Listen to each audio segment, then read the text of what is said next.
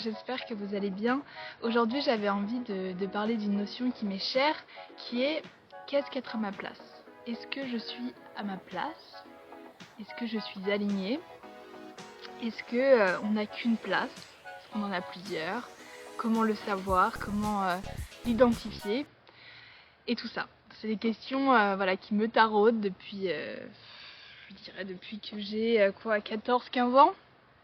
Et j'ai toujours eu du mal un peu à y répondre. Ma réponse changeait selon ce que je découvrais, selon les personnes qui m'étaient données de rencontrer dans ma vie. Mais aujourd'hui, j'ai quand même une petite mallette de réponses et d'indications qui me permettent de voir si je suis sur mon chemin ou pas.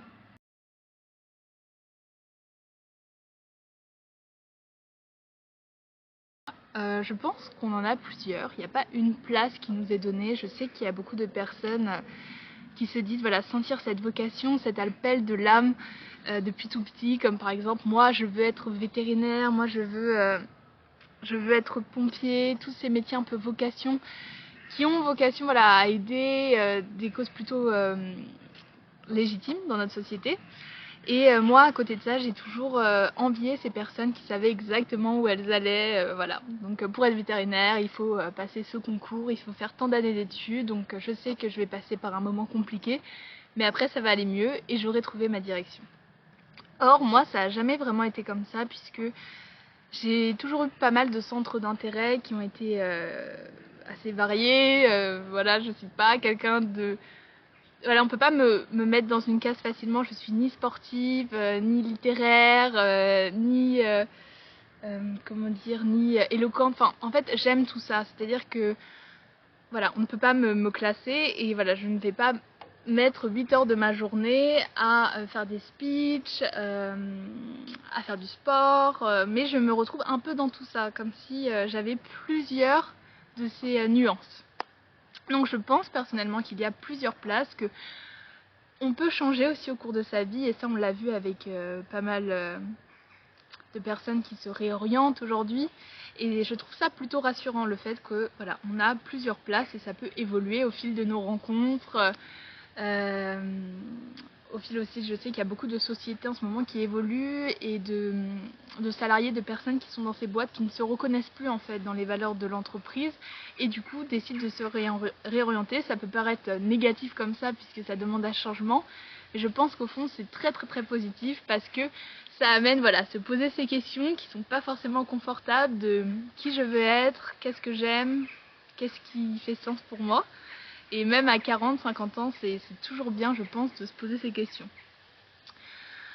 Ensuite, une clé pour savoir est-ce que je suis à ma place ou pas, c'est une clé assez factuelle. C'est est-ce que l'endroit où je suis répond à mes valeurs.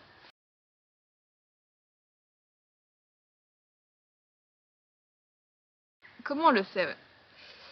On peut voir, même en entretien d'embauche, là j'ai plus dans ma tête le monde professionnel, mais ça peut être à plein d'autres endroits, hein, trouver sa place. Mais voilà, là hier j'ai passé un entretien pour un job. Et voilà, la jeune fille était très sympathique, très aimable, mais j'ai tout de suite compris que ce job n'était pas fait pour moi, parce qu'il ne répondait absolument pas à mes valeurs, et ça je l'ai compris pendant l'entretien. Et donc voilà, donc je n'ai pas été déçue de ne pas être prise ou quoi, mais voilà, c'était un job qui était très tourné marketing, dans la vente, dans fidéliser des clients. Et en fait, je me suis dit, mais à quoi bon faire tout ça? Finalement, moi je ne comprends pas le but de cette entreprise. En tout cas, ces valeurs ne sont pas du tout alignées avec les miennes, qui sont plus des valeurs, je dirais, de compassion, d'empathie, d'honnêteté et d'authenticité, alors que l'aspect vraiment purement commercial ne me correspond pas vraiment. Ensuite, il y a un autre indice qui m'aide de plus en plus pour savoir si je suis à ma place, c'est les signaux du corps. Dans cet endroit, je me sens à l'aise. Est-ce que je me sens bien? Est-ce que ma respiration est fluide? Est-ce que je sens que je peux me détendre dans cet endroit? Ça, c'est un vrai indicateur, parce que le corps parle plus que l'esprit, que la tête, que les pensées. Souvent, ça a tendance à être très confus ici, mais le corps, lui, sait. Est-ce que la perspective de me lever le matin pour aller à cet endroit, est-ce que ça m'allège? Est-ce que ça me vivifie? Est-ce que je ressens de la passion. Et voilà, le corps c'est vraiment ce qui ne trompe pas. Et plus je grandis, plus j'ai tendance à me sentir plus à l'aise avec mon corps. On est dans des sociétés où, faut pas l'oublier, on est déconnecté de notre corps.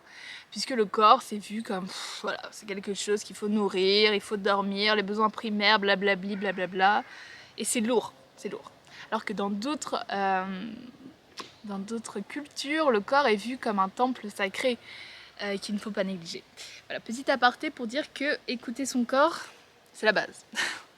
Et pour un petit exemple, quand j'ai passé cet entretien avec cette jeune femme, au moment où j'ai dit allô et qu'on est rentré en contact, j'ai su que c'était pas bon.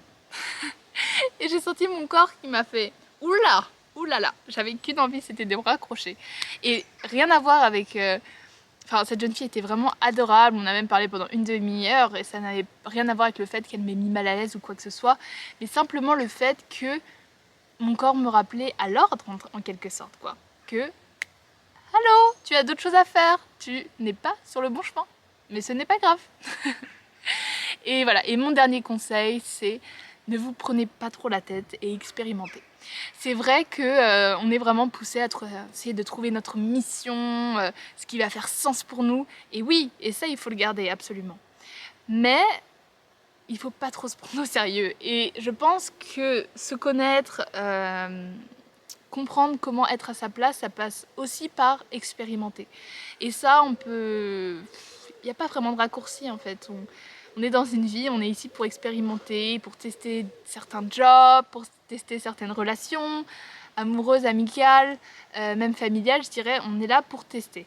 Et c'est vrai que on tire des enseignements de ces expériences et après on se connaît mieux et on peut se réajuster. C'est comme si la vie nous mène sur plusieurs chemins, on peut choisir le chemin qu'on veut et après on peut se réorienter. Et ça, je trouve ça magique et je trouve que ça enlève un poids de nos épaules parce que beaucoup de gens aujourd'hui font des jobs alimentaires et ne vibrent pas forcément cette passion ou quoi. Et c'est pas grave parce qu'on peut trouver sa place et sa passion autre chose aussi que dans le monde professionnel. Il n'y a aucun mal à ça. Voilà, je crois que c'était tout. Je crois que j'ai dit à peu près tout ce qui me passait par la tête. N'hésitez pas à me dire si vous, qu'est-ce qui fait que vous vous sentez connecté et à votre place. Souvent, moi, ça passe aussi par... je vois pas le temps passer, quoi.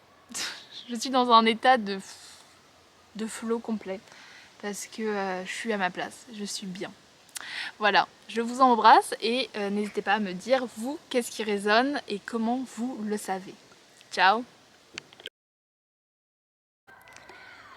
Hello, j'avais envie de vous partager un moment de ma balade en forêt. Je sais pas si vous pouvez sentir la sérénité qu'il y a de ce lieu. Si vous pouvez peut-être entendre les bruits des oiseaux. Je me suis un peu enfoncée dans la forêt pour être tranquille et pas dérangée par des cyclistes, des coureurs. Et je me suis assise sur un tronc d'arbre qui est absolument parfait. Et j'ai fermé les yeux. Et je vous invite à le faire si vous le pouvez. Quelques minutes.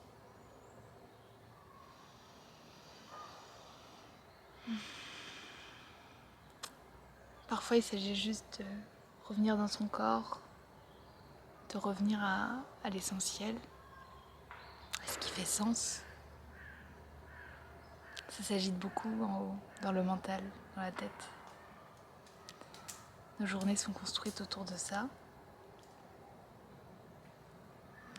Et l'objectif, c'est s'il doit y en avoir un, encore une fois, c'est de revenir un peu plus dans notre corps, dans ce qui est là. Même si c'est pas simple.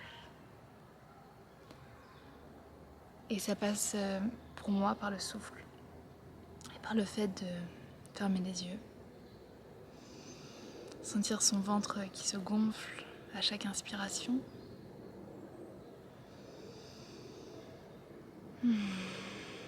Sentir son ventre qui se dégonfle et sa poitrine qui s'allège à chaque expiration.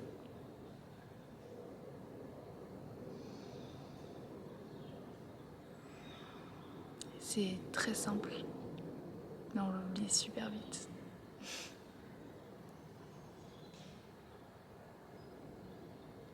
J'espère que ce petit moment il vous aura plu. Je vous souhaite de pouvoir connecter à cette paix intérieure un peu. Et beaucoup, mais un petit peu c'est déjà bien.